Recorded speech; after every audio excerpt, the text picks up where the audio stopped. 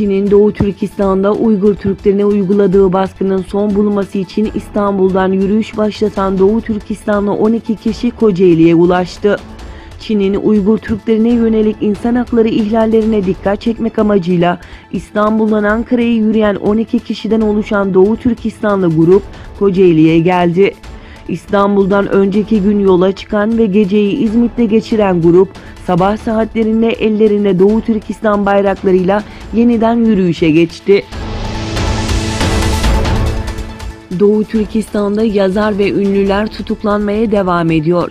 Gelen son bilgilere göre Doğu Türkistan'ın başkenti Urumçi'de İl Adliye Mahkemesi Savcı Vekili Galip Kurban'ın tutuklandığı bildirildi.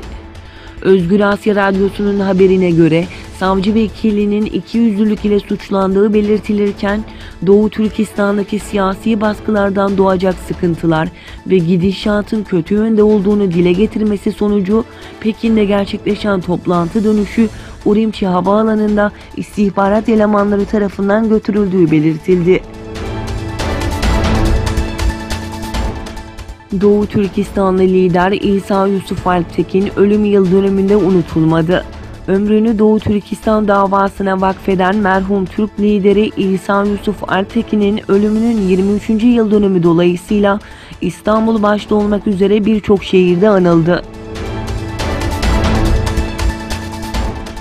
Somali'de son 60 yılın en büyük kuraklığı ve iç savaş yüzünden göç edenler için kurulan kampta insanlık dramı yaşanıyor.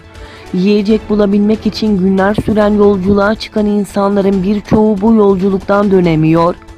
Buhotle kasabasının güneyinde bulunan ve çok bilinmeyen kampta yaşam mücadelesi veren mülteciler yardım çığlıkları atıyor.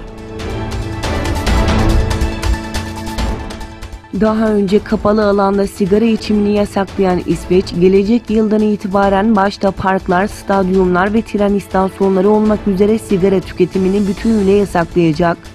Ayrıca İsveç parlamentosunda alınan karara göre 2025 yılından itibaren ülke genelinde tütün ürünlerinin satışına da izin verilmeyeceği duyuruldu.